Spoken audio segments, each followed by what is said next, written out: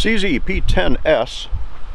Let's give it a try at just 12 yards and just to see where it's going to shoot, see if it'll hit any plates. Start with a white 8-inch on the left. Okay, it hits it. Can I do the plates with it?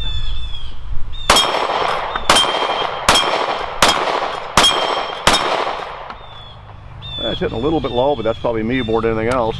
A couple of rounds left. Let's just do the silhouette.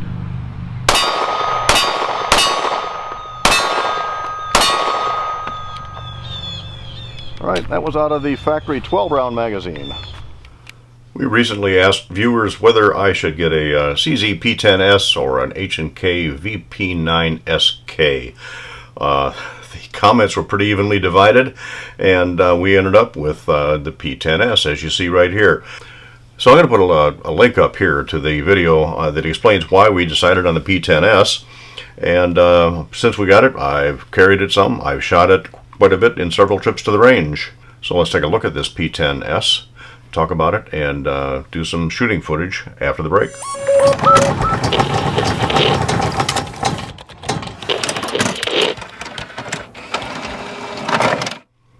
I want to welcome you to Riders Range. Thanks for joining us while we take a quick look at the CZ P-10S. If you like Riders Range videos in general, we certainly do appreciate it if you subscribe, click on the notifications bell so you know what's coming up. If you have already subscribed, make sure that you still are subscribed so that YouTube hasn't automatically deleted you. Appreciate it if you share the videos. Comments on this video down below are highly appreciated. Comments on anything in general to info@ridersrange.com. We do our best to respond to all emails. And if you like this video, again, we appreciate a thumbs up. So let's take a quick look at the P-10S. This gun comes with two flush fit 12-round magazines. So it gives you a capacity of a 12 plus 1. CZ parts are very responsive too, by the way. I put in an order for some additional magazines at $45 each. That's Sig territory. But they were quick to respond. I just put in a normal order on the internet and got several more magazines, including some base plates, in very, very short order. I had them in less than a week, even though they're coming from overseas. So you can never have enough magazines for one firearm. Unfortunately, the base plates also for the just a straight pinky rest aluminum or a +3 aluminum, those are $35 each. A polymer +2 is only $15 each.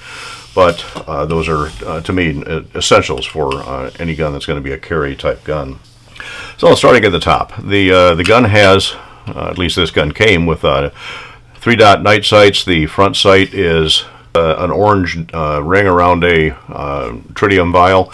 Rear sight's just two dots, both tritium, of course. Nice square notch rear, and also it is not serrated. It's just a plain black blade, but it's worked. It's a little bit undercut, which does cut down any potential glare.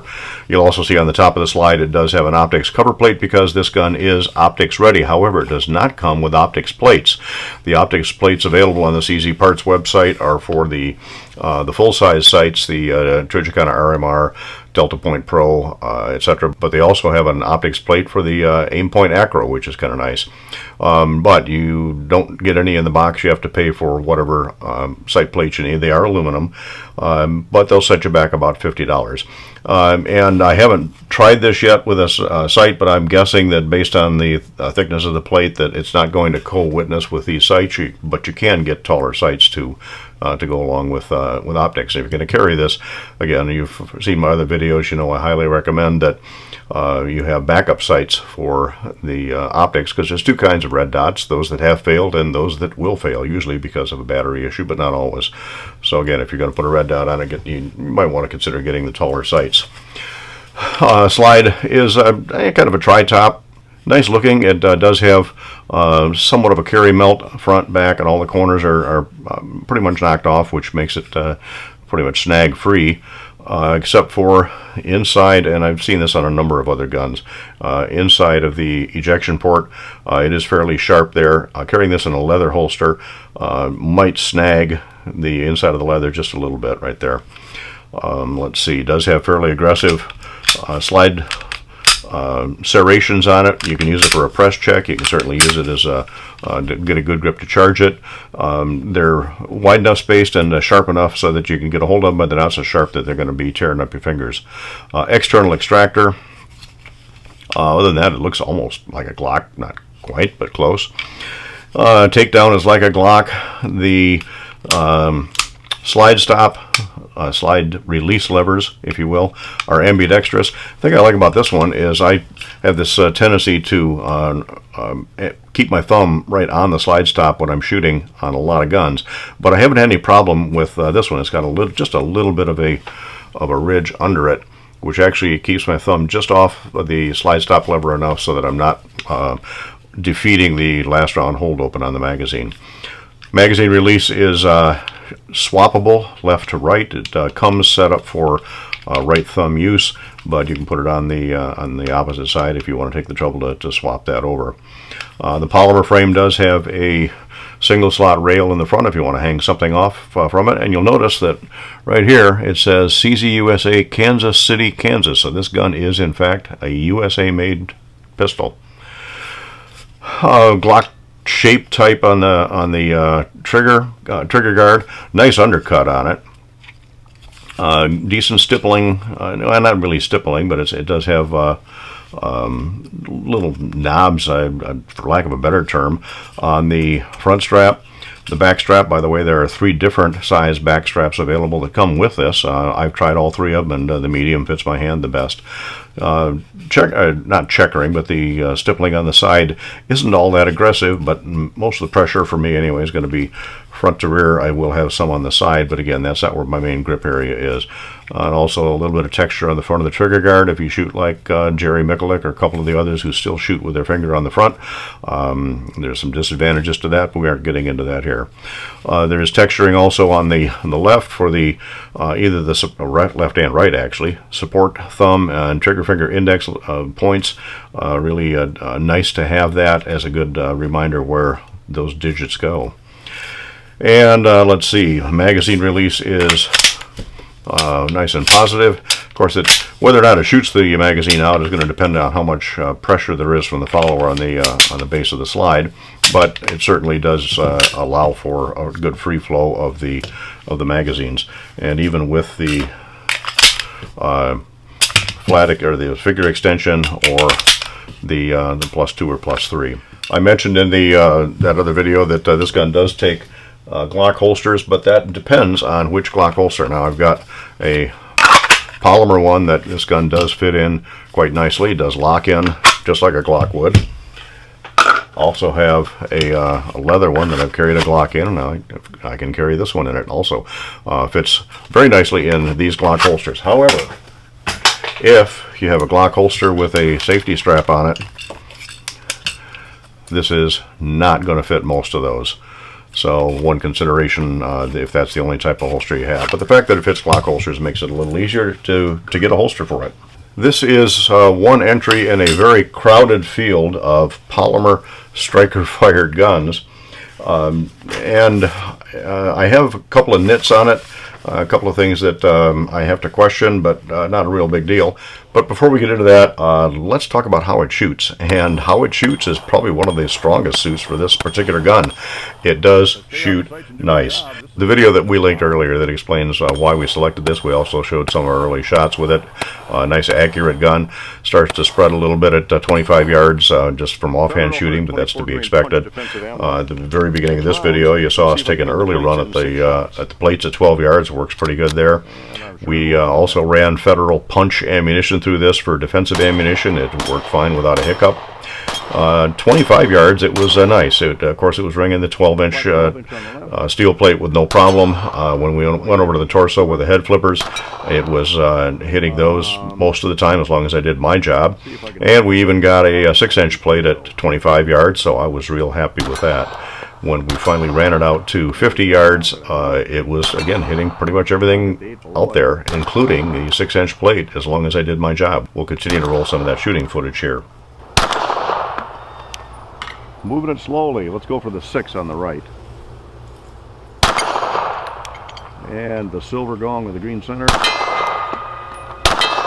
try the 16-inch. That seems to work okay.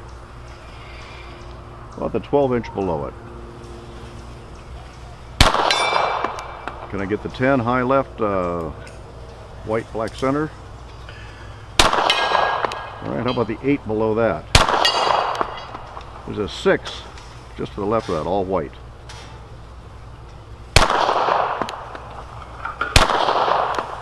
No, that's me, not the gun. So as I mentioned, this is just one entry in a very crowded field of very comparable guns, similar capacity, similar size, etc. And I'm not going to go through a detailed look at every one of the 8 guns that I'm going to do a quick comparison with. We'll just do a real quick side-by-side in alphabetical order, and starting with the Glock 26, which is certainly one that you could compare it with. And with a simple finger extension, this is a 10+1 gun. You can make it an 11+1 with a slightly larger grip extension, which, by the way, will make it roughly the same size as the P-10S.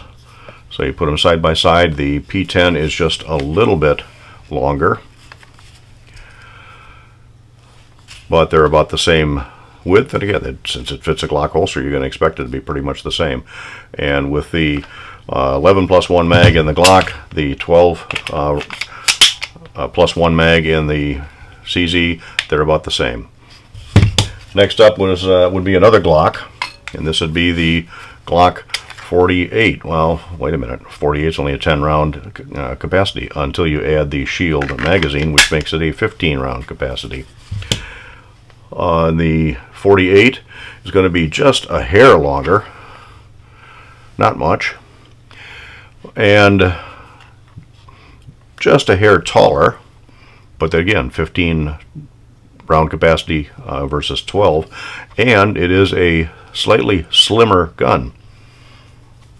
We didn't mention weights going into this. The Glock 26 comes in with weighing it with 11+1, comes in at 27.2 ounces. Remember that for just a couple of minutes. I'll talk about the weight on the P-10S. The Glock 48 with 15+1 comes in at 27.8 ounces. Now, I said in the beginning that I was looking for an HK VP9 SK to compare this with. I didn't find one of those. However, I did find the P30 SK, which is essentially the same size gun. We're going to do a review on this one in the near future. Actually, this is kind of intriguing, but size-wise, they're relatively similar length. Back the camera out just a little bit here. So the length is very similar.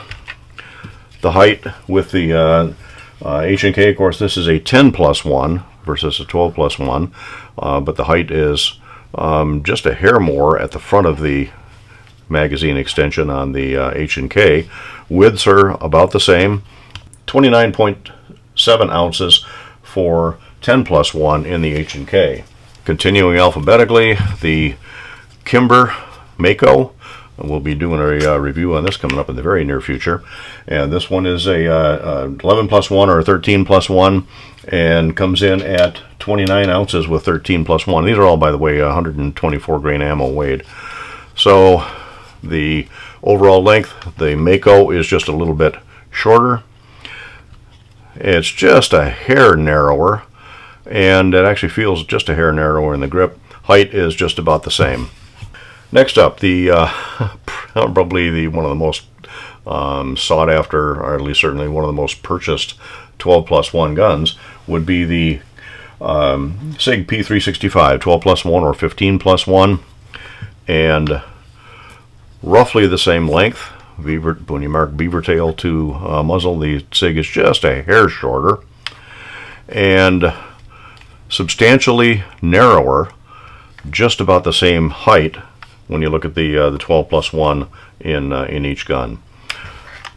And of course the Sig might be just a little pricier, and the Sig, of course, also is available optics ready with and without a safety. And the Sig is 27.3 ounces with 12+1. Another one to compare it with would be the Smith & Wesson Shield Plus. The Shield is a much shorter gun. It's also a very much narrower gun, but it is just a hair taller to get the 10+1 versus the 12+1. Just a hair, not much.